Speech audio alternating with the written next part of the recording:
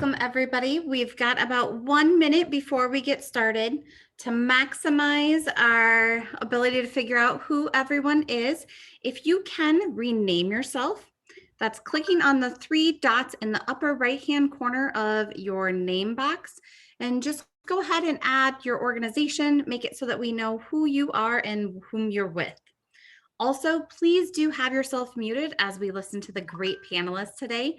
If you want to chime in with a question, go ahead and drop it in the chat. Both Lori, the facilitator, and I will be helping keep an eye on that. We also have an amazing AmeriCorps member who is running our tech assistance. So if you have any needs technology-wise, trying to get something isn't working, you're welcome to reach out to me as your room host and 0.techhelp, and Ashley will be amazing and help you out with any needs you might have. So again, go ahead and use the chat box as you have questions. If we have them coming up in the panel later, Lori will add them in. Otherwise, if we get to open questions and they haven't been addressed, I'll help make sure that she's aware of them. But otherwise, I'm going to hand it off to Lori Williams with Iowa Homeland Security, who is going to kick off our presentation. Thank you, Kayla, and thank you everyone for joining this conversation. I'm Lori Williams. I'm a state val with Iowa Homeland Security and Emergency Management, which means I focus on aspects of disaster services that support our communities, residents, and how our organizations across the local, state, and federal level can partner and collaborate together. I have also been a member of the Iowa Disaster Human Resource Council, the IDHRC, for more than 10 years, and I currently co-chair the IDHRC's Committee for COAD and Long-Term Recovery Group Support.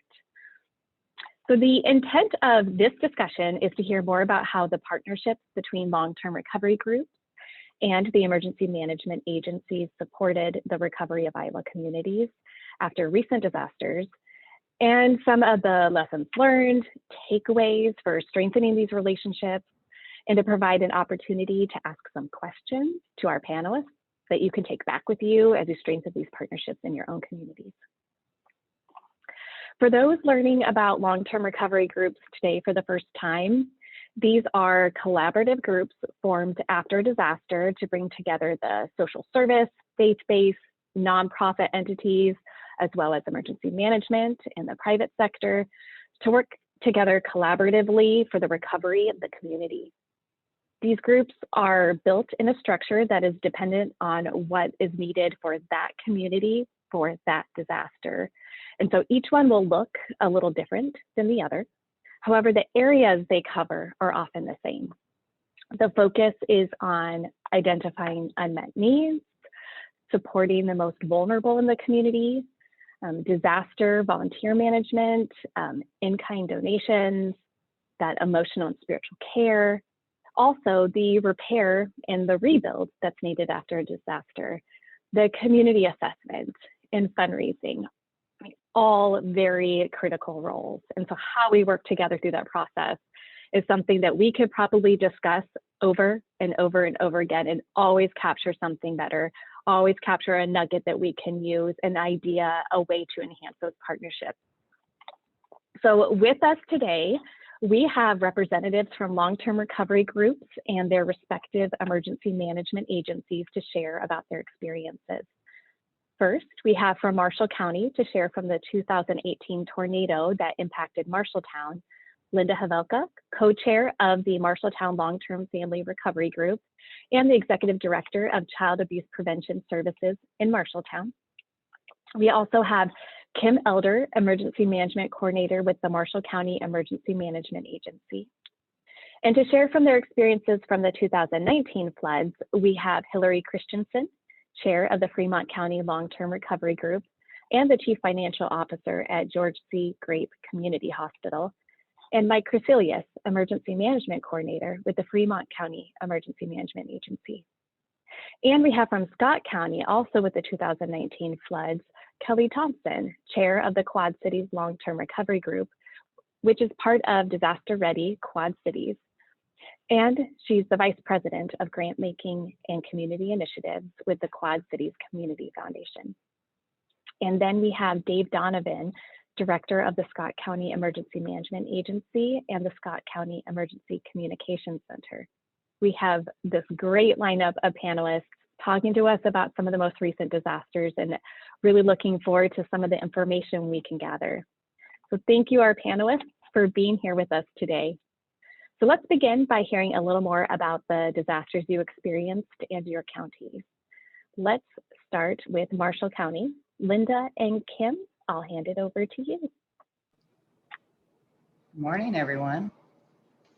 Linda and I will tag team from different offices, which is, I think, becoming a new skill of all of us in the last year. So just a real quick overview from my perspective from emergency management. Obviously, we've had several disasters over the last 3 years, but we'll start with our tornado that hit Marshalltown in 2018. That's what really made our long-term recovery committee reconvene after it had not been meeting for a while. It has been established in January of 2013, and then because of lack of disasters to the extreme that we have had in the last 3 years, they did not meet regularly. So we had definitely a wake up on a nice sunny day. The tornadoes moved in fairly quickly into our community after we thought they were going to move to some farmland. They moved directly over Marshalltown. The destructive area went through our downtown business area, a lot of residential area, and some very vulnerable populations. So we had some challenges ahead of us immediately. It was a short-lived tornado. You can see it touched down just as it came into Marshalltown, and it lifted up before it left Marshalltown. The path was a short path, but it was a very destructive path that affected a lot of people. So just a few pictures of what our downtown looked like, and you see the sunny skies, blue skies right over top of everyone, even though you see the man running in the picture there. That was soon after.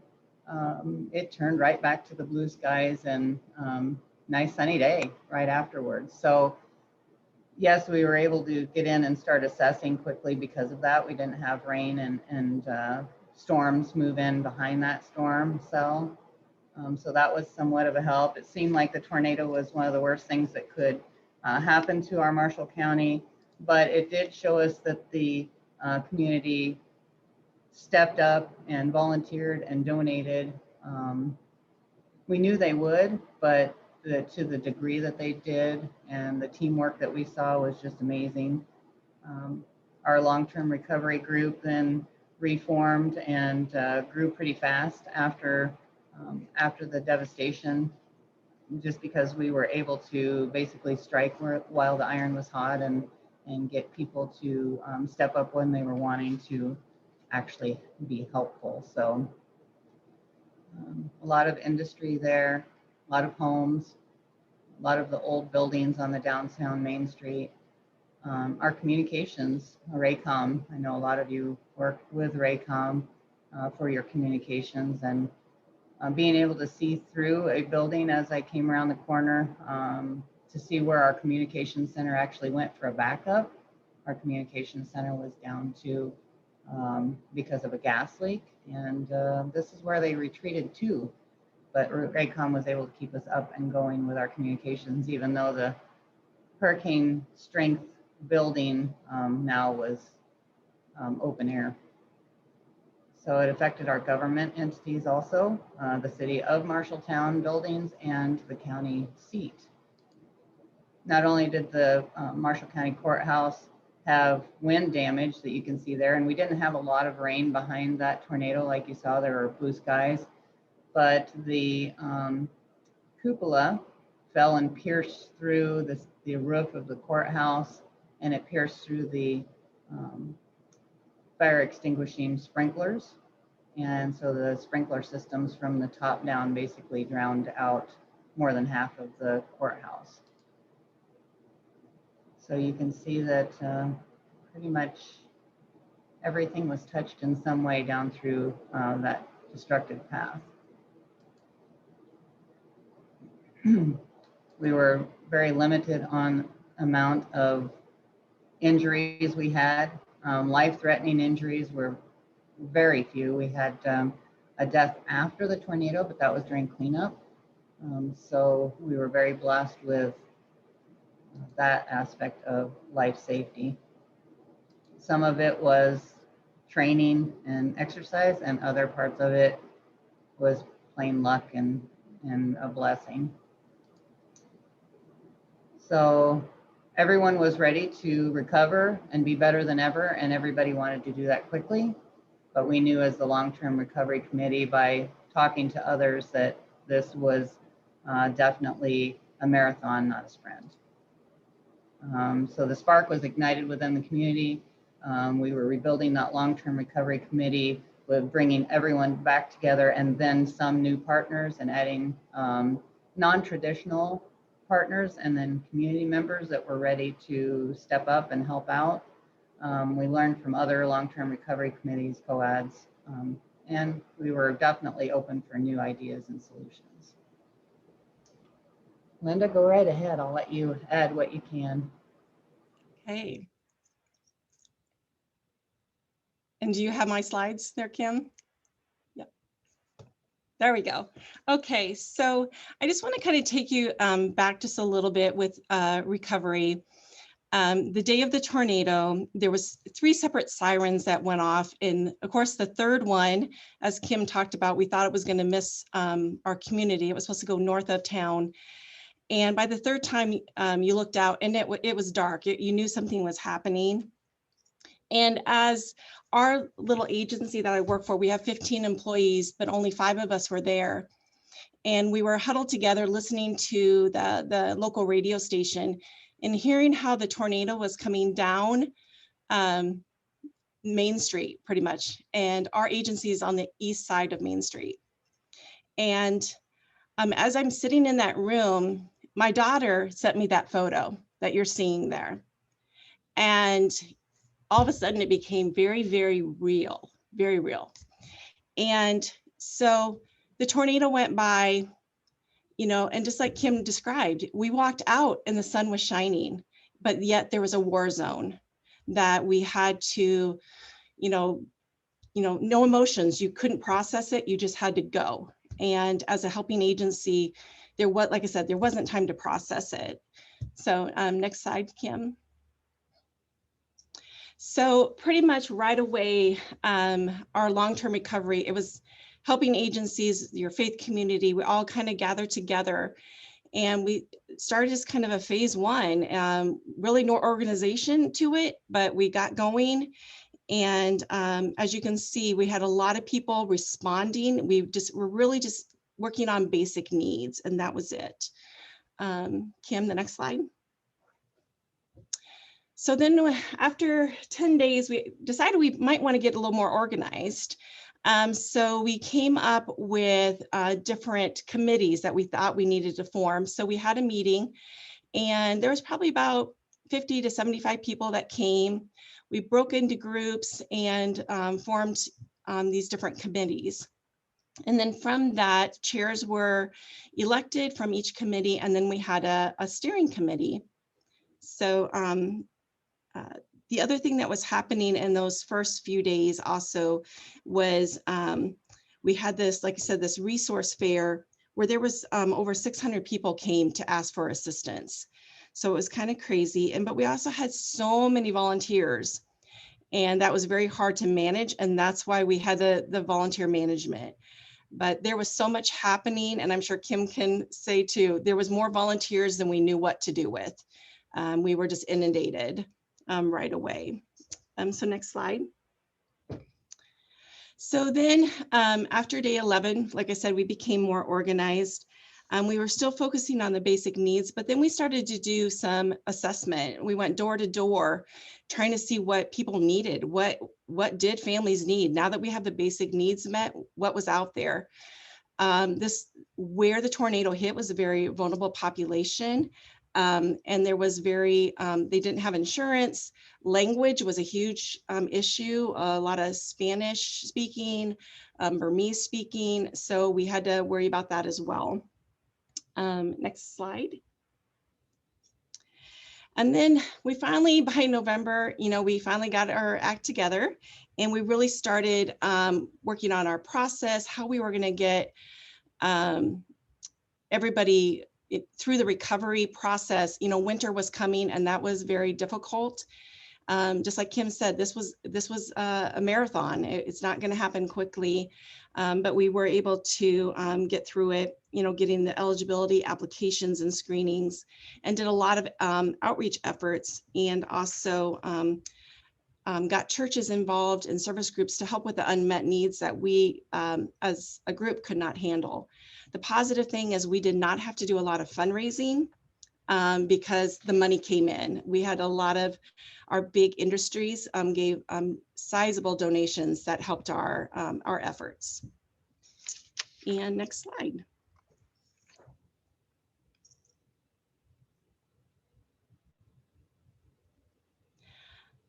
So with the recovery plan, we've been working obviously with Kim and working with the county's recovery plan.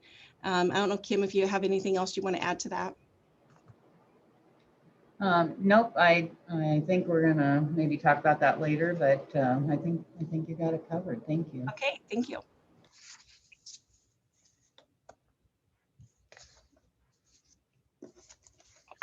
Linda and Kim, what a wonderful overview, really descriptive pictures, your process, all those pieces. Thank you.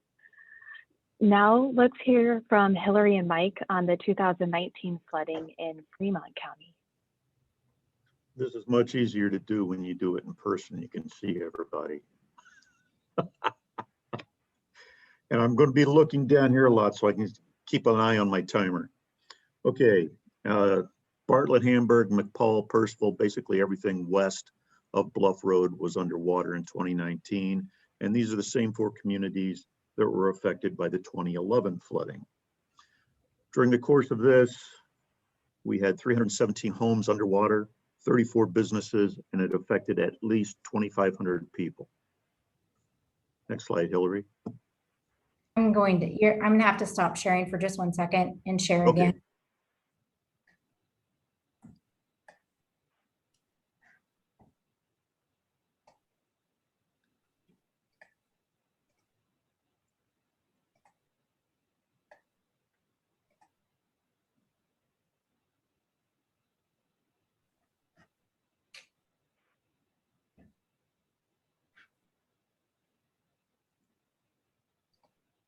Well, while we're waiting on that, of the 317 homes that were affected, 125 of the homes were in the city of Hamburg itself, and 30 businesses in the city of Hamburg. 192 homes throughout the rest of Fremont County with 4 businesses were all underwater or affected by this. I apologize. I cannot get it. It's not cooperating, huh? I can't get it to forward.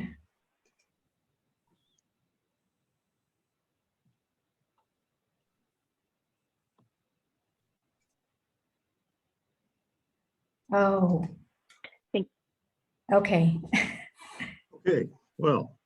Oh, thank you. Yes, that would have been the screen we needed. Okay, of those 4 communities, Bartlett is the closest to the river, approximately 2 miles. Hamburg is the furthest away from the Missouri River, which is 5 miles. And I've already covered most of what's on this slide. This is Bartlett and Hamburg. In the town of Bartlett there, or the community of Bartlett, I should say. When this is all done and over with the buyouts and everything, out of the 24 or so homes that are there, we're going to have 2 homes left, 2 residences and 1 business. Hamburg is doing a very good job of doing their recovery down there. And they're losing some homes, but they are also rebuilding homes. Let's go on to the next one, please. McPaul has had approximately 8 houses. When it's all done and over with, there's only going to be 1 residence left in the area of McPaul. Percival, the community of Percival itself was lucky this time. They did not lose any homes at all. The water was just high enough to cause damage, but they have all been cleaned up, and people have gone back in and taken care of it, and are still living in their homes, or they've sold them to somebody else. Next one. This is just an overview of a little bit more of the devastation. One of the things that you'll notice in the top right-hand corner picture there, you see the grain from the grain bins. Some of these guys lost their 2018 crop because it was sitting in those grain bins, and obviously they were not able to do a 2019 crop, and we're waiting to see. Some of them couldn't do 2020 because they still had water on their fields, and we're waiting to see what it comes out in 2021. Next one, please. Okay, here, about a week into the flood, Mid-America Energy came into my office and they wanted to shut the power off from the city of Percival, the community of Percival South. I told my friend at Mid-America Energy, I says, you can't do that. He says, yes, we can. I says, no, trust me, you can't. I do not need a disaster within a disaster. And he asked me what I was talking about. And I says, number one, there's 9 hog confinement facilities south of Percival. You cut the power, those hogs have no air, no water, no food, they die. I says, we don't need hogs floating around in the flood water. The gentleman in the airboats took feed out to keep the hogs fed, and when the first cycle of water went down, receded, the company that owns the hog confinement facilities got some gravel trucks in there, built roads out to their facilities, and got the hogs out before the second round of high water hit us. And we got assistance from all over, because some folks don't realize that when you have a disaster, it's just not humans that are affected, it's also animals. The load of hay that you see in the second picture came from Ohio. And then there's people that vacate their premises, save themselves, and they forget their counterparts, their animals. The dog in the third picture, he and 2 other dogs were found by Mid-America Energy and DNR floating on a piece of plywood during the flooding. We saved them. Well, we saved the pigs. We didn't let them die. A number of dogs, cats, rabbits, you name it. And we even had an iguana that somebody had left. We had a veterinarian from the city of Shenandoah that stepped up and called us and said, if you have any animals, call me, I'll take care of them for you. And that's what we did. Next slide. Okay. Okay, Hillary, it's your turn. Thank you, Mike. So right now I'm going to shift our story over to how did we help our community members? So if you could go to the next slide. So we had each community, they had, each of them had their own resource center. At the time, we didn't realize that's what they were called, were resource centers, but everybody pulled together in each community. And Tabor had their resource center, and that served the people from Bartlett and McPaul. Hamburg had their resource center, and that serviced the folks from Hamburg. And then Sydney Resource Center, that really was countywide, that serviced everybody at the time. And so then I'm going to go ahead and talk through the different photos that we have here. The first picture on the very top left, that's some of the volunteers at the Tabor Resource Center. They provided food, supplies, clothes. The next picture is the Sydney Resource Center in the middle there. And that particular picture is of toys the American Red Cross donated for Christmas, because as somebody mentioned earlier, it certainly isn't a sprint. We are in there for the long haul. The Sydney Resource Center also provided supplies, food, and clothes. The next 2 pictures at the top right and then bottom left are the Hamburg Resource Center. They also provided food, supplies, and clothing. Each of these resource centers had different organizations that came from time to time to provide assistance. And that's That included American Red Cross, Salvation Army, Iowa Legal Aid, just to name a few of the organizations that came in. And then the last picture is of the volunteers providing a meal for Percival residents. And Tabor and Hamburg also had that same activity happening in their community. And in the beginning, the meals were really to provide the basic need of food. As in our communities, we didn't have electricity and we didn't have water. And then obviously those who were out of their home didn't have resources for food as well. But as time moved on, the importance was still focused on the food, but it also became a part of the fellowship. People were going through that grieving process, and the meals actually helped through that really difficult time. The resource centers in all three communities lasted for quite some time. This disaster wasn't flood water in, flood water back out. The water ended up staying in for quite a while. And a lot of the people knew that they didn't really have a home to go back to. Next slide. And so this is the point where I became more involved in the recovery process. We weren't aware that we had a long-term disaster recovery group. There was one that formed in 2011, but nothing had come back together for the 2019. George C. Grape Community Hospital, that's where I work. We were involved with the city of Hamburg and their daily and weekly updates. Our leadership here asked the city, is there anything that we can do with the resources that we have to help out the city?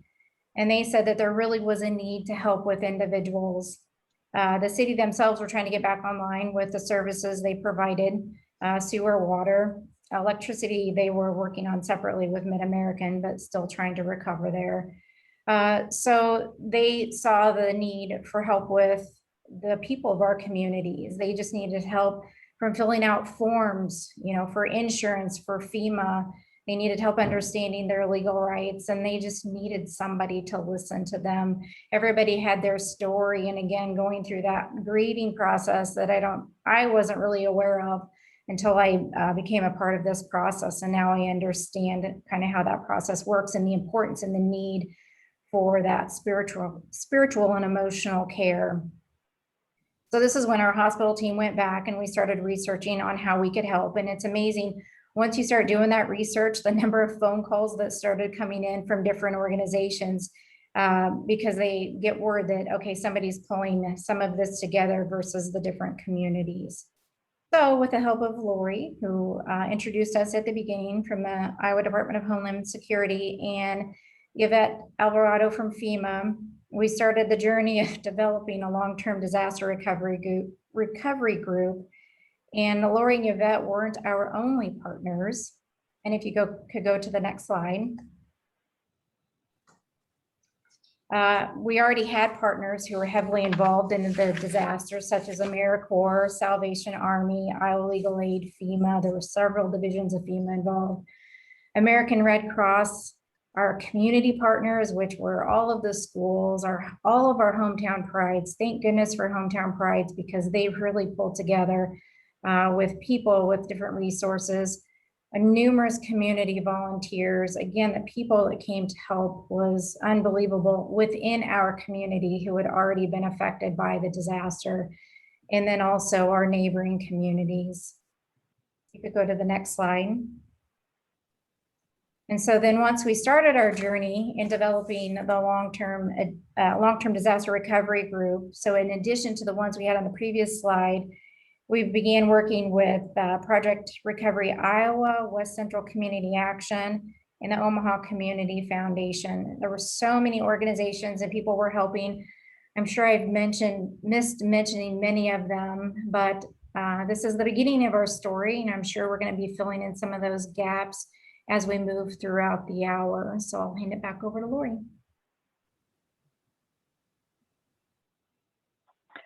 Thank you, Hillary and Mike. There's so much to see, so much to learn, and you highlighted some really great partnerships in there. So we know disasters impact communities in a variety of different ways. So we'd like to hear from Kelly and Dave how things looked for Scott County and the Quad Cities area on the other side of the state as they were impacted by the 2019 flood. Good morning, everyone. As our other presenters have done, we're going to tag team this a little bit. I'm going to start, give a little bit of information about the disaster itself, and then transition into Kelly talking a little bit about our long-term recovery group and disaster-ready Quad Cities. So with that, next slide. Yep, thank you. This is the same year that the flooding was happening on the west coast of Iowa for Mike and many other counties along the Missouri River. We're obviously situated along the Mississippi River. There were 7 communities in Scott County that were impacted by the Mississippi River flooding that year. It was record-setting flooding. It crested at 22.7 feet. But I think in 2019, I think, and I think they alluded to it in Fremont County, I think it was the duration that was maybe the bigger impact for us. We were in flood stage for 96 days, which is just unprecedented. We've never been in flood stage nearly that long. I think the longest we'd ever been in flood stage any particular year was around 50 days. So this was almost double the amount of days that we'd been in flood stage. So it was a huge impact to many of the properties. As I said, it affected communities all along the river in Scott County, but also in Rock Island County in Illinois as well. We are part of the Quad Cities, and we work together very closely with our Rock Island County partners. And so this disaster was more of the same. We worked together with them because there were impacts on both sides of the river. As I said, there are residential neighborhoods that were used to flooding. We are a river town. Many of our communities are river communities. Davenport is the largest community along the Mississippi River that does not have a flood wall. There is no permanent high flood protection protecting them from these natural disasters. And the folks that are used to the flooding were not used to this height or duration. It had been 25 years since the prior record, which was at 22.6 feet in 1993. So many of those properties had turned over. We had new property owners that had been used to flooding, but again, not to this height or duration. Then on April 30th, about 3 or 4 days prior to the actual crest, temporary levees that the city of Davenport had erected to protect downtown Davenport failed. They collapsed and sent water cascading within a matter of minutes into about 6 city blocks right in the heart of downtown. The photo that you see in the upper part of the slide there is actually looking from west to east towards downtown. On the right, you see the iconic riverfront ballpark where our single A baseball team plays. You see the approach to the bridge there in the foreground. And again, you can see much of the area right along the river is parked, but the water extended several blocks into the downtown, and where you see the larger buildings in the distance there. Again, we had about 6 blocks that had all been redeveloped, many new breweries and restaurants and retail spaces that were all inundated. The middle photo there sort of shows right in the heart of that.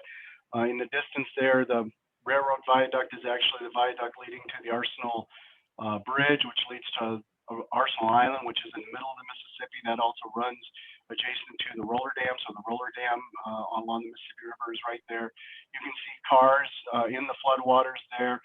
That all happened when that levee breached, and this street was dry. You were able to drive on this street, and within about 3 or 4 minutes, it was under anywhere from 3 to 6 feet of water in this area. And then the bottom photo there is actually an area of one of our smaller towns. This is the city of Buffalo, Iowa. You can see the line along the left side of the photo there is actually a railroad. That railroad had never been under water before. It had been built in such a way so that it would stay dry. And again, in this case, it was underwater. You can see lines of sandbag protection around many of the properties there, and most of those had failed. You can see where some of the walls have collapsed. And again, it was the duration. And once it topped that railroad, what we found was the railroad continued to operate through the floodwaters, and we were actually getting a little bit of a wake, even though the trains were going very slowly, and that caused some problems. And then again, it crested higher than what we anticipated. Our crest was projected upwards a couple different times. So again, we had that extra little disaster within the disaster on April 30th. There were as many as 200 households in Rock Island County that were affected. There were fewer households in Rock Island County. They do have flood walls around most of their larger cities, and as many as 800 residential households were affected in Scott County. And by our estimates and the estimates from our various communities, there was over $100 million in damages to Scott County, in Scott County. Next slide, please. So EMA response, we'll talk a little bit about that, and then Kelly will talk about COAD response. We had over 21 pumps requested and used from outside of the area. And when we're talking about pumps, we're not talking about little sump pumps. We're talking about large trash pumps, 6, 8, 12, 16-inch pumps that were being used to try to keep the water at bay. We went through over 250,000 sandbags just from EMA. That doesn't count what the cities of Bettendorf and Davenport put together ourselves. Those were 250,000 that we put through our sandbag machines or our volunteers filled to help protect individual properties. So we activated our EOC at a level 2 from March to April with the early flooding. That's a fairly minimal activation for us. Not all of our partners in the room for our Emergency Operations Center. It's not 24/7. It's Monday through Friday, normal business hours. Once that levee breached on April 30th, we immediately went to full activation. We were 24/7 for 30 days, and 12 of the 15 emergency support functions, or departments, if you will, within our EOC, within our emergency operations plan, were activated in that 30 days.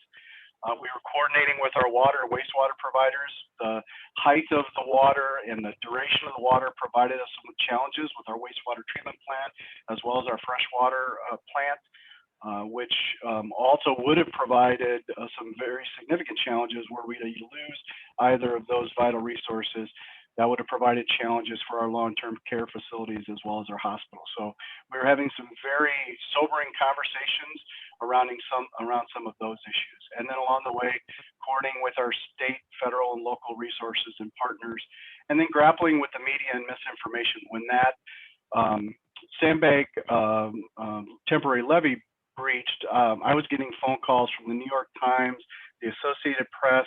People were under the misimpression that our entire city was underwater rather than 6 blocks of our downtown. And so it was just, there was just a lot of misinformation in those first days after that. And so we were really struggling a little bit with trying to keep out in front of that and make sure we had good information for everyone. Next slide, and then I think it's Kelly. That's right. So we fortunately did have in operation and active a local disaster network called Disaster Ready Quad Cities, although I actually think it didn't have that name quite yet. Okay. We were referring to it by our lovely disaster jargon as a Community Organizations Active in Disasters Group, or COAD. So overall, that group went into effect primarily on a large scale after that levee breach. You know, it's flooding can so often as it creeps up be sort of an invisible disaster at first. And while our EMA was activated and our EOC was activated, and certainly our American Red Cross was responding to folks in need of with flooding, the whole group really swung into action with that more dramatic moment of the levee breach. We had identified roles amongst that, several different committees. In total, more than $210,000 in total financial contributions were collected for a flexible disaster recovery fund here at the Quad Cities Community Foundation. I'll talk in a bit about what we were able to do with those dollars. There were also more than $120,000 in in-kind gifts collected. And our Quad Cities Chamber, because as Dave noted, this downtown levee breach, as well as the smaller cities like Buffalo and others that had business districts inundated, we found a huge gap, which I'll talk about a bit more, for business support, and our Quad Cities Chamber got very involved. They raised an additional $150,000 for local businesses. We had several committees put into action. I'll just mention just a few of them. Our volunteer committee, worked with those many major providers to provide support to the many households and businesses that were affected, again, throughout this very, very long response period. Our donations committee was involved with all of those different, bottles of water and all different kinds of household goods that people needed as they were either, getting back and forth to their flooded homes or displaced from their homes during this time. They also were involved in what's called a MARC, or a multi-agency response center. Others have mentioned those. That's just, again, the disaster jargon of bringing multiple organizations together so that people who are affected can be connected both with those physical donations and also with the FEMA support and other local support that they're eligible for in one place. We had one of those set up both in Davenport and across the river in East Moline, Illinois, near a heavily affected area. And then the long-term recovery committee, which is what I was the chair of, or actually I think became the chair of at that time. And I'll talk more about our role in detail. So we identified a lot of gaps with this unusual duration of the flood. Certainly, as I mentioned before, there was the need for crisis financial support for small businesses. So our chamber, while they weren't, an ongoing member of the COAD or the long-term recovery committee, they became very involved during this period. And it sounds like that's, even for us as an existing group, comparable to what other communities experienced, in that our numbers swelled immensely, which is great, right? During the time of response. And then we watch them shrink back down a little bit as we move into blue skies, which is okay, so long as they always know to come back and coordinate when the next disaster occurs. So some of the funds that came to the Quad Cities Disaster Recovery Fund contributed in addition to the dollars that the chamber raised. We helped them by our experience as a grant maker and with connections from other community foundations that we know that have done disaster grant making. We helped them create a simple grant application and evaluation so that those dollars could be granted out to small businesses to help them get by. Of course, we had an additional need for crisis financial support for individuals and households. Unfortunately, we had already identified, we have a local organization that is now called Quad Cities Open Network. They run a program called Supplemental Emergency Assistance Program. Basically, they're the crisis assistance fund where they hold emergency dollars for clients of 80+ health and human service agencies. We're so fortunate to have an organization like that holds this common pool of funds. So all 80 of those organizations don't need to raise money if their client needs deposit assistance in a normal time, or, work boots, or medication assistance, right, that they can't get elsewhere. So we have that for normal individual crises. We have it set up now to employ that for additional disaster resources. So some dollars went to them, again, to grant out to support people with the needs they were experiencing. And finally, because of that long duration, we were very fortunate that, some of the traveling volunteer groups that come through did come here. But as that was such a huge flood season up and down the Mississippi River and many other rivers, they had to move on really by the time the water receded. So we didn't have that normal resource. So fortunately, Habitat for Humanity, which many of you will have in your communities, and which Marshall's volunteers all the time to do work around people's houses, agreed to create sort of a special program in order to marshal their volunteers and their skills to help people muck out their homes, remove their sandbag walls, tear out damaged drywall and replace it.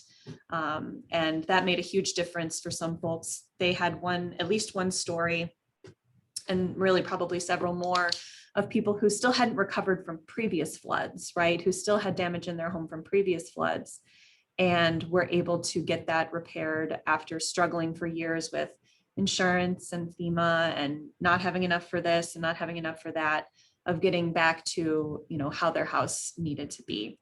And because the Quad Cities Community Foundation had, and I'll talk about this a little bit later, had already identified the role that we would open and activate a disaster fund which, to take gifts from the public and perhaps grants from other funders, and then work with the long-term recovery committee to distribute those funds and decide where they would go.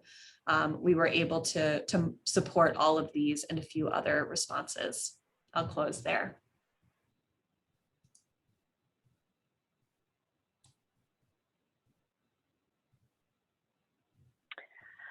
Wow, well, thank you, Kelly and Dave. There's so much to see there, and I know you can elaborate on these a little bit more in some of the questions I'm going to ask. So I'd like to move us into those questions.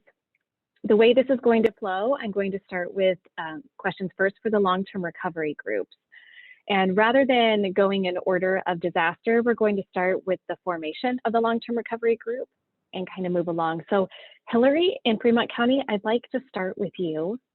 Your long-term recovery group formed up after the flood. Can you tell us a little bit, and feel free to expand upon some of the things you already talked about in your overview. Tell us a little bit about what it was like forming your long-term recovery group and how emergency management was part of that process. Okay, thanks, Lori. So to be very honest, in the very beginning, it was so very overwhelming, not just for me, it was for our entire team. We really had no idea what we were doing. We had so many resources available, but we really didn't know how to organize them or even how to make all of the pieces fit together. I mentioned earlier that we relied heavily on FEMA and Lori for guidance in the beginning on how to set it up, and that little spoke wheel image that I showed up there, that came directly from Lori and her help with the developing this, and then FEMA kind of took on that role of helping us to develop each spoke of it. We relied on Mike Cresilius, for our emergency manager, for information on the status of the disaster in the beginning. He did come to our meetings and help us work through some of that. He also had contacts for different organizations, which was very helpful to us as well. This whole thing was just really difficult because we were developing the group while we were all dealing with the disaster on personal levels. It affected all of us so differently. So some of us were actually dealing with cleanup of our own, and families involved and affected. So, that just really added to the level of the importance of making sure that if you have a long-term disaster recovery group, and maybe the other groups can talk to that as well, but that you keep that going, then that way when it's time to activate it, you already have that plan in place. And if people are affected, then you already have the structure built, I guess, is what I'm trying to say.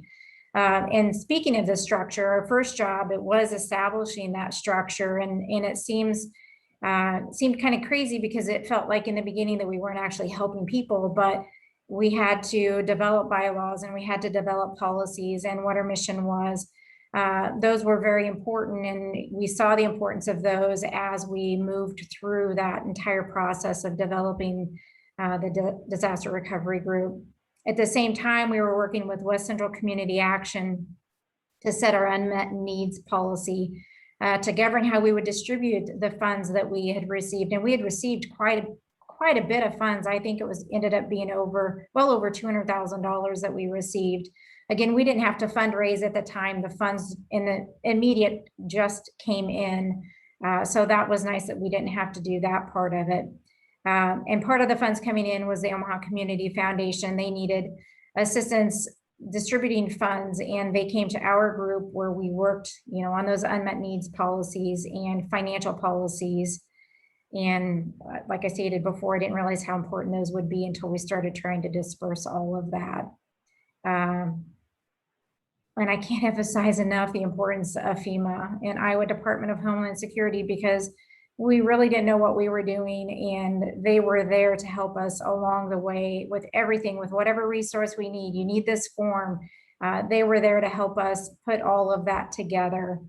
So that when you look at that image that I showed earlier, and a couple of other talked about that too, That piece of it covered the case management and the unmet needs portion of it, and even the finance piece of it. So we were able to work on those pieces right up front. One other thing that our city, whenever we visited with them, that their concern was the emotional care of those affected by the flood.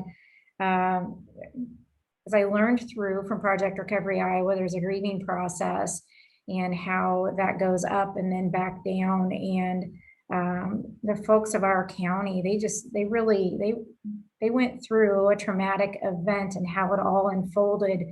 And I was in the midst of that. And so I understand, I could have compassion and empathy for what they were going through, even though my home wasn't affected, family was. So that part of it was really important for not only our long-term recovery group, but also the citizens of our county. We teamed up with Project Recovery Iowa. And what did we actually do? We weren't involved in that piece of it because we weren't trained. We're not trained in any of that. So we had to rely on the professionals who have been trained in it. What did we do to help with their existence and their recovery work is that we helped communicate their part of the recovery and the resources that they had.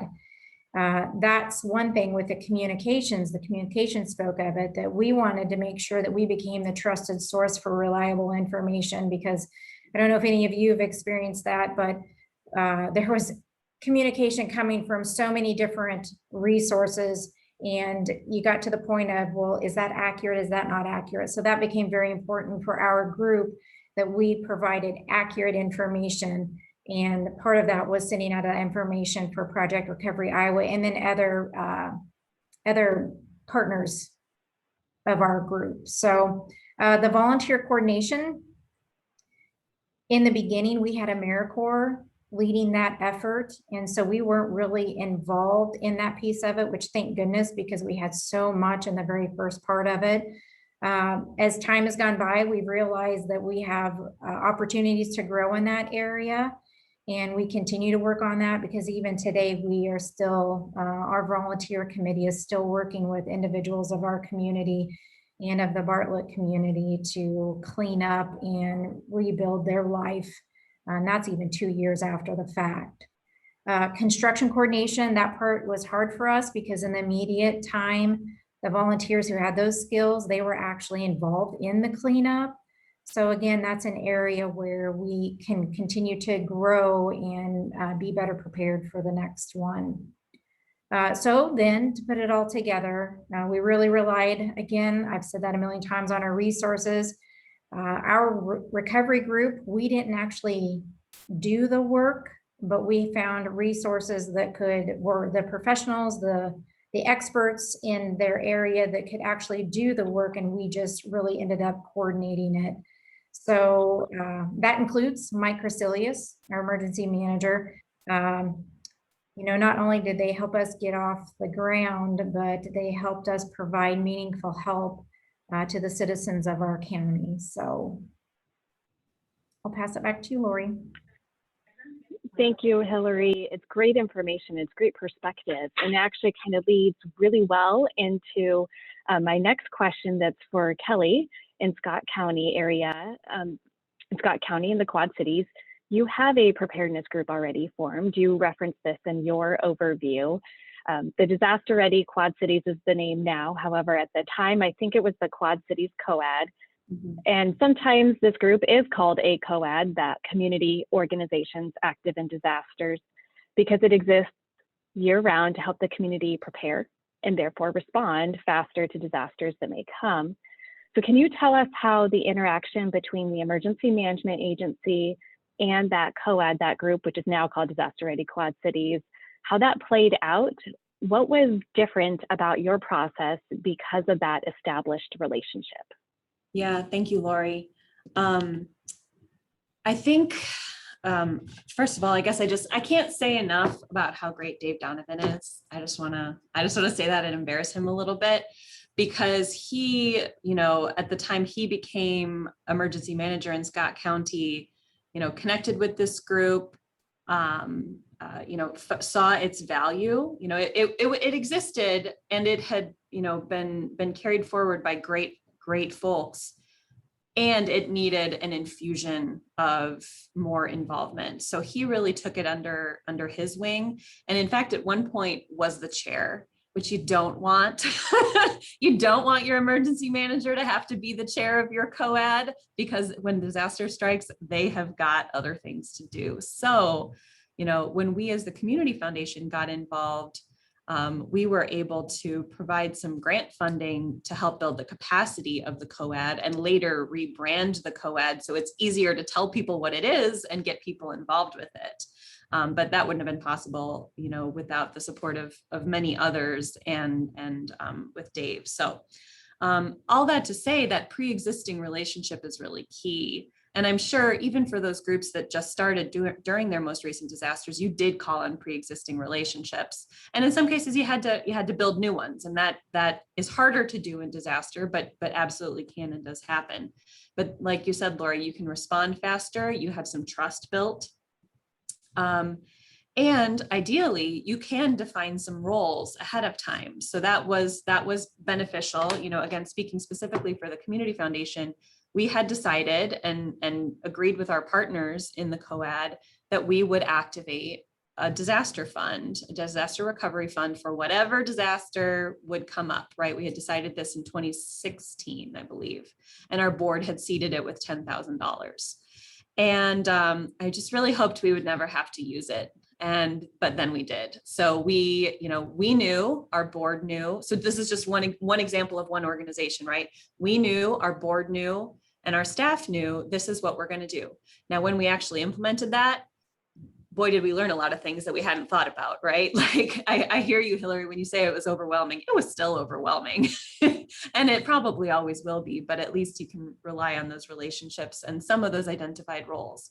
A learning that we had after that was our close partners in the COAD knew we were going to fill that role, but our other partners, even that we work with regularly on other things, we hadn't told them. So we thought, oh, well, we need to make sure people know more broadly to show up and what roles are already established. A few things that led to our ability to have those relationships set and those roles established going back a few years. As for the COAD would be, I'll talk a little bit about a couple of those grant support that we were able to provide, in part because of our participation in a group called the Funders Network, which runs a group for community foundations in our area, helping us be ready to serve our community when disaster strikes. So through that group, we were able to get a grant to provide capacity building support for the then COAD. It started first, though, with a nonprofit disaster preparedness workshop, which we used because we know this is the critical infrastructure of our community all the time, and we want them to be able to function in disaster. So we provided, a free workshop, technical advice and training on site for them to update their disaster plans individually, and dollars that we could re-grant for them to implement those plans. And then that was sort of a carrot and a stick to say, hey, now that you know how to exist in disaster, don't you think you'd like to join this group so that you can help our community better in the case of disaster? So that really helped increase the group size and bring in some of those non-usual suspects, right? Like those organizations who may not think of disaster as their primary wheelhouse, but who could see that connection then and see how they'd show up when disaster struck, like Quad Cities Open Network, like Habitat for Humanity. I want to give a huge shout out and a recommendation to our local extension offices. We all have extension offices that serve our areas, whether they're located directly in our county or cover our region. Huge shout out to that. And in particular, would recommend that anybody contact their local extension office and see if one of their educators is part of the Extension Disaster Educators Network. We were so fortunate to have a local extension educator who was part of that. They call it EDEN, again, Extension Disaster Educators Network. And she was able to deliver this training, train another local extension educator to build, again, our capacity of our community. now he's the chair of Disaster Ready Quad Cities, poor guy. And we, you know, that was another area where we build capacity for the community. So that's what was different. And it keeps growing, you know, it keeps growing. Yep, thank you, Kelly. I think some of those takeaways, you know, I even wrote some notes down for some partners and pieces, but it's setting that plan in place ahead of time to know who those partners are, how you're going to work together. You hit on something about communicating that not just internally, but externally as well. So some of those things I think directly relate to what Hillary was saying a moment ago about needing to kind of develop those and create those in the moment. So really great takeaways from both you and Hillary on Lori, those if I can differences, but just benefits. say quickly that those relationships, because even though if you have a plan or roles defined, it won't go exactly as you think, and every disaster is different. So having the trust and the communication to be able to quickly say, all right, wait, how are we going to do this? This isn't working like we thought, or we need to tweak. That makes a difference too. Yeah, it definitely does. So now I'd like to ask a question over to Linda. So this one's more geared towards a bit of your recovery of your disaster, the tornado. And we do have a question in the chat box that does ask a little bit on the recovery side. So this may touch a bit on that question that's there. A couple years into your recovery now, you have the ability to reflect on the length of this process. Recovery is often referred to as that marathon. It's not a sprint. It's going to be a marathon. It's going to take time. And those partnerships are really key to move the recovery process forward. So what are some lessons you can share with us about sustaining the long-term recovery group through that process? First, patience is probably the biggest thing. Making sure everybody really understands it is a marathon and it's not going to happen overnight. I'm going to echo what a lot of people have said, but the one thing we probably didn't do as well as we should have, and reflecting back, we need to do better, is documenting. Because people come and go. So like we had two co-chairs ahead of our long-term recovery. They both retired. So now I'm now a co-chair with someone else, and we had to kind of like, okay, let's do some history. Let's try to get this all wrapped up. We got some of the things were emailed to us, documentation, but we just need to do a better job of documenting. And partnerships, like you said, those are key. Communicating not only within those quick partnerships, but communicating with your city, your county, was important. So when the derecho hit, we went from the tornado right to the derecho within a 2-year time frame. And so we just went from one disaster to another. And because those partnerships were already formed, we didn't have to recreate the wheel. We just kind of went from one to another. So I think those are also important, and communicating everything out to the community as well. So everybody in the county knew if something happened and you were needing XYZ, you knew who to send them to. So the families did not have to go from one agency to another to try to get help. If they called one agency, they knew where to get help or where to send them. So not making people go through a lot of hoops to get help. And I think the other big lesson learned is people have talked about is mental health. When you have your helping agencies, your faith community, they only have their personal life, like my little story, you know, we didn't have time to process it. And so when the derecho hit on top of it, there was a lot of burnout, and, you know, people had to really stop and reflect. It's like, do I have the energy to keep going? But you just have to rely on each other. And we had a great spiritual and health committee that kept us going. But, you know, you also have to keep in mind the professionals. They were personally impacted, and we're all there to help families and help our community, but make sure you're helping each other. Linda, all very valuable takeaways that I think we could all relate to, especially right now. And I've even made a couple of notes along those processes. Some of your takeaways there with documentation, you know, kind of relate also into what Hillary and Kelly are saying here. You can't just rely on people's memories. How can you keep things moving forward in that way and make it easier? One of my coworkers says, I really thank my past self sometimes that I thought about these things and wrote it down. And I think that that relates very much into as we look at our relationships and partnerships in the long-term recovery field as well. So I'm going to shift gears now. I'd like to ask some questions specifically to our emergency management agencies now.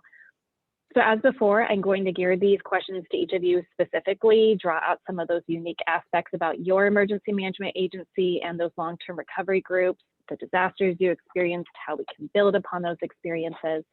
And I'm also keeping an eye on our time so that we can ensure that we can answer some of the questions that are coming in the chat box and others that come up. So Mike, I'd like to start with you in Fremont County.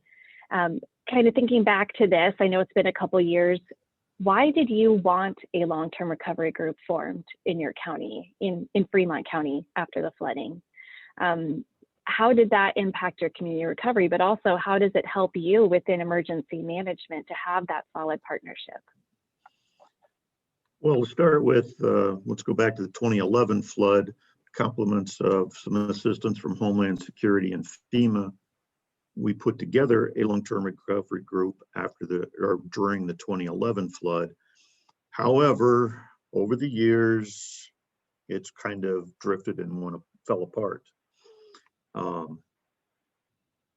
Then when things started, the young lady that had been the chairperson of the long-term recovery when we first started it in 2011, she was adversely affected by this flood of 2019. So 3 days after everything started, I started getting phone calls about, where do I send money? Where do I send money? So I would just tell them, make it out to the Fremont County Long-Term Recovery Group. And I was taking it to Great Western Bank and depositing it in that account. And then we had a meeting with you and a few other folks and Miss Hillary. And that is when I found out that they had not, the last meeting I'd been to after the 2011 flood, they had applied for the 501c3. However, they had not followed through on it. So unfortunately, once everything got put together, Miss Hillary got it dropped on her shoulders to get the 501c3. And she was a very happy young lady the day I bought her the letter that said she got it. You need to have a long-term recovery group because everything I'm a one-man operation down here. Everything cannot go through my office. You got to have volunteers, and it makes it much simpler for everything that's going on. You look at everything that I had to do and then what Hillary and the groups were doing, there was no way that I could be in both places and help do both things. However, I did operate the donation center here at my office, but I had a ace in the hole, so to speak, because in 2018, I married a retired emergency management coordinator from Ringgold County, and 3 days into the flood, she was in here helping every day. And my environmental health person was also in here. He's supposed to work 4 hours a day. He put in some long hours right along with me. But that being said, having other people to help spread out the work and get it done. And I give Hillary and the group a lot of credit for doing that. It made my job much easier.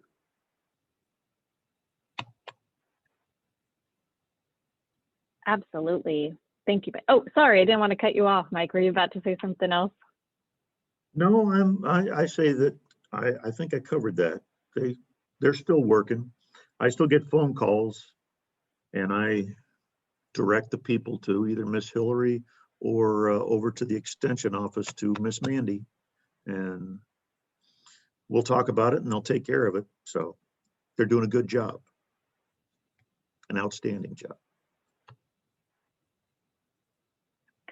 And that is one of the key benefits as well is, you know, we just heard a bit from Linda that a little bit that self-care, taking care of our own. And how we move through a long-term process of recovery in a community, not being the one-man show taking on all these pieces, but working together as a community through the recovery. It's the many hands makes light work type concept in there as well. And that's a great message. And I think a very helpful thing as we look at, we want to form these, but we want to build these relationships and be that support for each other through it too. Thank you very much, Mike. Dave, this next question's for you. I'm going to head it over to you over in that Scott County and Quad Cities area. So a little bit of a different perspective here in this particular question, reflecting on these 2019 floods from your perspective, what are the emergency management agencies most equipped to do to support long-term recovery groups? And then the flip side of that, how are long-term recovery groups most equipped to support emergency management agencies?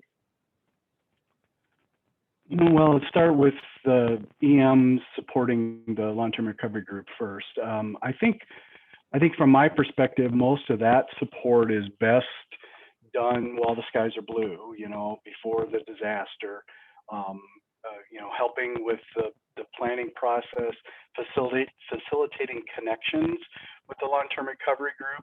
In my case, I used my emergency management commission. Folks have to remember that those commissions are made up of every mayor in the county, along with the sheriff and one member of the board of supervisors. So I think marketing long-term recovery groups, in our case, Disaster Ready Quad Cities, talking about that group everywhere you go, about how important it is, and encouraging folks to join and support it. I think it lends a sense of validity and pseudo-legal standing maybe to that co-ed if they aren't a 501c3 in and of themselves, by officially recognizing that group in your plans, and again speaking about them to your commission and to others in the community.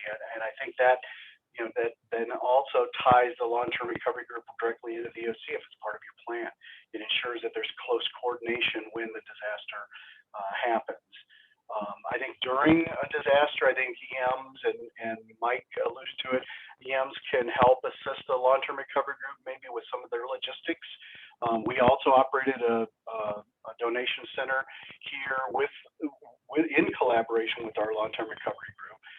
We actually rented a former storefront at North Park Mall, and that $120,000 worth of goods that Kelly spoke about actually flowed through there. We used our Salamander credentialing system, and residents that were impacted by the floods were issued temporary badges. And so when they came in, we had all the items barcoded, and we used barcode scanners to.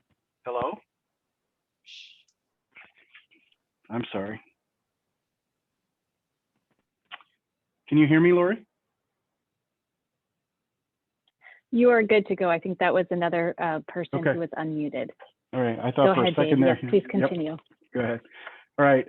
Yeah, so those are some of the ways EMs can support. I think the other way around, and again, Mike alluded to it, I think I don't want to be flippant about it, but I refer to Disaster Ready Quad Cities and our long-term recovery committee as an easy button for emergency managers during a disaster. It allows you to reach out, in our case, to a pre-established network of organizations that can help with recovery, donations, volunteers. And then, working, the long-term recovery group can work that recovery plan, that emergency support function while the initial response is still underway. And that ensures that recovery starts immediately. It could be days or even weeks or months before an emergency manager is going to have the time to turn their attention to recovery. But but the long-term recovery group then can get that work started much easier. And it allows the emergency manager to maybe take a step back and look a little bit closer at the big picture and focus, a little bit more on, at least initially, the response. But then later on, you can take stock with the long-term recovery group and have a much better situational awareness of what's going on the recovery side of things. So, and again, just to build on what everyone else has said, and Kelly said it very well, but I think during a disaster, that's not the time to be making introductions and forming groups. Sometimes you're forced to do that, but in my perspective, it's always better to do it ahead of time and have those relationships already in place. So. Absolutely, Dave. And there's a lot that you just put in that that answer. And I know I gave you quite the question in there as well. So we can come back to that. I'm going to move us into our next question over with Kim, and then we'll open up for questions from the audience, and we might delve into yours a little bit more there, Dave, as well. So Kim, great a question for you. Your county is enhancing right now their recovery plan. So how does the long-term recovery group fit into this county's overall recovery plan going forward? Good question. You know, we kind of touched on that just a little bit when Linda and I were speaking before, but we actually are building a new recovery plan. So it's not something we've had before. And I'm doing that in partnership with Janet Riley with the state. I kind of want to touch on a couple of things maybe that were in the chat, and also that were already talked about.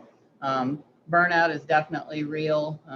Having had the tornado, the Dre show, and then dealing with COVID, you know, we're working with, as emergency managers, working with all those partners at the same time, and so our minds are going in a million different directions at all times. So we definitely rely on a lot of partners, and I've heard that mentioned by many of the speakers today. And some questions in the chat were, you know, what are we doing about the future events and renewable energy, shelters, resources for individuals with, for access with disabilities, elderly, veterans, LGBTQ plus, and homeless. Those are all why we do work with so many different partners. And again, when the skies are blue, when there's not a disaster daily, we're working with partners and building those relationships, because a lot of us are a one-person office, me included, and we cannot do it all, even though a lot of us feel like we really want to, and we're control freaks, and I'm one of those too. But you know, it is very rewarding and very reassuring to have partners that you can rely on, partners that you trust, and partners that know so much more about these other areas than we can even begin to learn. So the other partners are playing a huge part in us building this recovery plan. Many of them attended the workshops that we did. The long-term recovery committee, you know, included in many of those workshops. On the slide here, it shows the different workshops that we held, and those different workshops then will help build that plan. And I can't give enough thanks to all the partners that attended the workshops, that gave their input, and for Janet Riley to, you know, facilitate those and also help write everything that we're working with, to give us a base or a starting point for our recovery plan. So each one of these different pieces of the plan: infrastructure, natural and cultural resources, housing, health and social services, economic, and then our basic recovery plan. Each one of those are going to have a lead, somebody that leads that group. And we've found during long-term recovery committee meetings how important leads are for each of our committees. So that's been a good base, I think, prior to working on our recovery plan, showing them how it works, how it is that a lead takes over and kind of leads everyone, but doesn't necessarily run the whole show for that part. So, you know, they again too rely on partners. It's all about building those relationships, rebuilding them, new relationships like Linda talked about. You know, people are retiring all the time or changing positions, and we get new people in, so we have to re-educate them and learn their capabilities and capacities too. So that's nonstop. And you know, I guess just looking at, you know, disaster after disaster over the last 3 years has been a huge burden on a lot of the things in our county, but it's also been a huge asset because we have strengthened those relationships that maybe were there but weren't as strong. We didn't meet as often, or we just didn't have a reason to talk about our planning.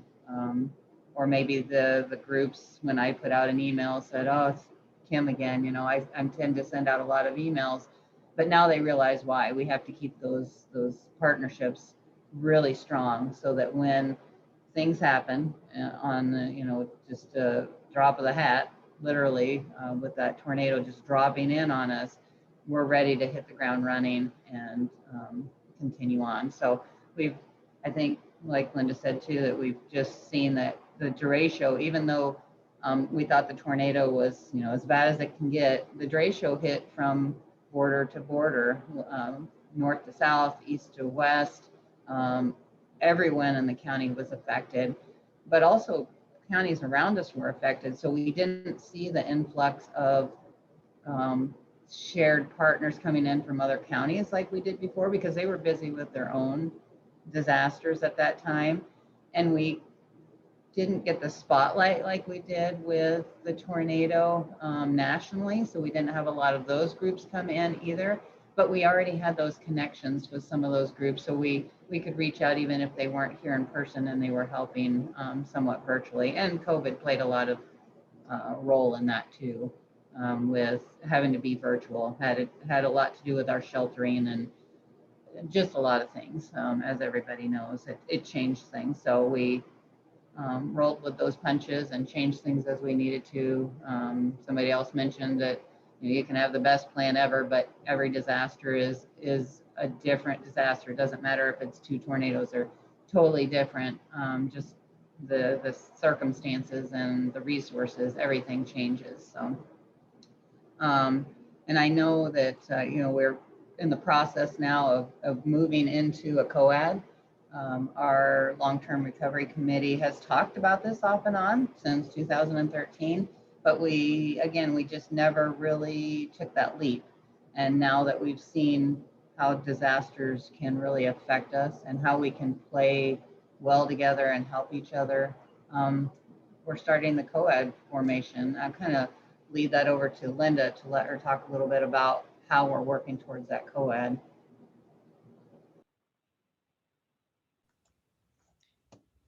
Yeah, we are just in the beginning stages, but really trying to identify some new champions or leaders to take that on. And then we have identified a new fiscal agent, so we've already actually started some, it's through our community foundation. So we have some disaster funds already in place. So we won't have to start from square one when a disaster hits. We already have some seed money, which I think is great. So we have our different disciplines that we have identified that we want to make sure are sitting around the table. And hopefully we will get started where our long-term recovery as far as the tornado is going to end in September. And this summer we're going to get going on our getting the COAD formed and moving and going forward with that.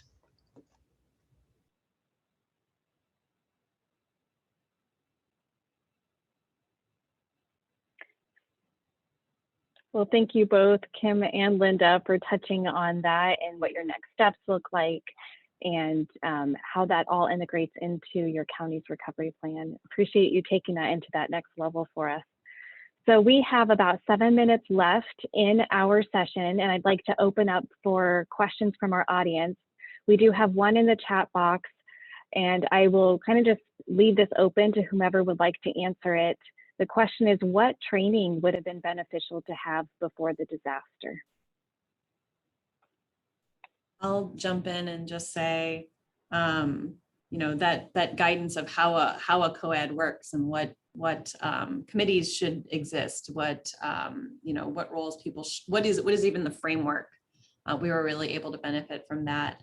And then also something that really helped to have training, but also to build relationships and work together in blue skies, is that the Quad Cities Emergency Planning Council sponsors an annual conference called the Quad Cities Disaster Preparedness Conference. And so, the co-ed is involved in helping to plan that, and, especially bringing in a community focus. So there's many different things that you could cover there, and working together to plan something that trains people also helps you be prepared. I was just going to offer. That's a great way to bring it in. Go ahead, please. I'm sorry. There were several opportunities for us, and one of the trainings that several of our team members sat in on was the disaster recovery in rural communities presented by FEMA.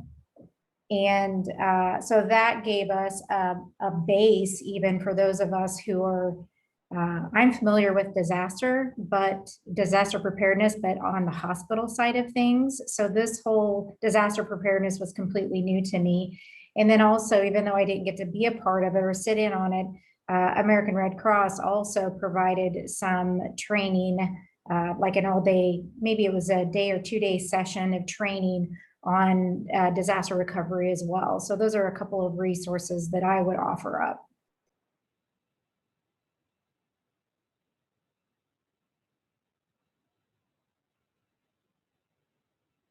Great, thank you. If anyone has others that you'd like to mention, or you can pop them in the chat box, that's great. Looking into our chat box, Kayla, are there any additional questions that have come up there that we haven't covered yet? The only one that I saw is I did reach out to an individual directly that was inquiring about Lynn County specifically, which is also where I'm at. What are some of our local plans? They had Lynn County in their information. So I think that might be, or they can take themselves off mute if they have more that they wanted to ask at a general state.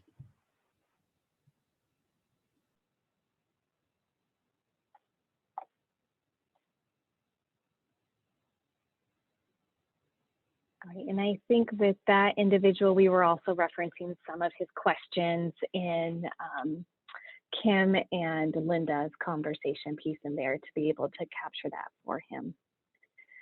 Well, what I'll say is we can kind of, for our presenters, stay around for a moment if our panelists, if others would like to get off mute and ask any other questions.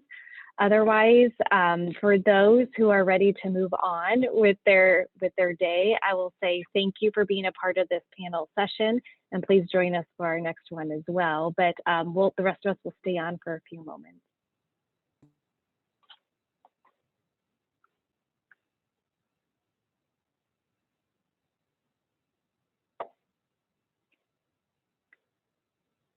I'll also mention that we have a survey for those who have attended. We'd appreciate your feedback, and Ashley has put that in the chat box. So thank you. Lori, this is Janet. I can't figure out, I tried to type, but it wasn't working real well. For the county, particularly the county EMAs, but anyone else who's interested, that recovery planning process that we're working through within Marshall County will eventually be rolled out to the entire state through our Preparedness Bureau for Homeland Security and Emergency Management. And don't be afraid to step up and talk to Janet about it when it comes out, because she's done a great job. I know she's probably looking forward to retiring after working with me, but it's been been a really great process, and it's been smooth, and we appreciate being involved with it on the initial side of it. Well, I'm retiring in about 4 months, so if you want to talk about it, you got to get your questions in early. Thank you. How do we reach out to Janet? Is there contact information somewhere? Who's speaking?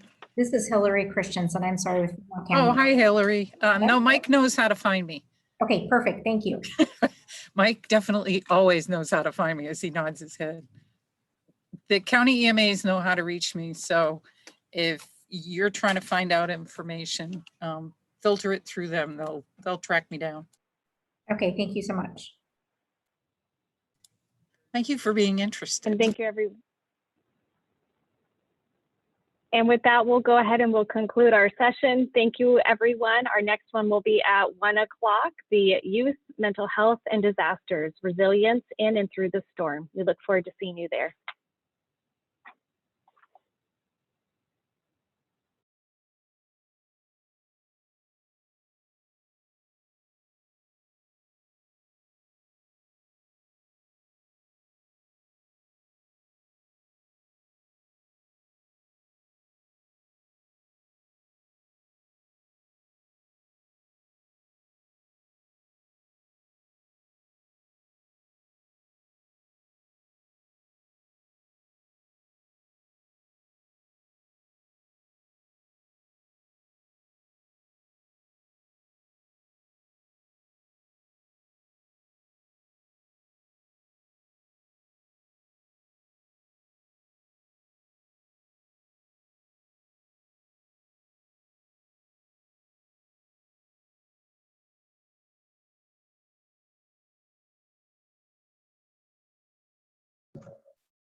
So Lori, I'm gonna be making you the host so I can get off because I want to see if those 2 recordings that I did are actually going to be separate files. But you have to end the meeting to be able to do that.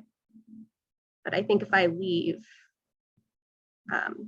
it'll still do that. So I'm going to try that out.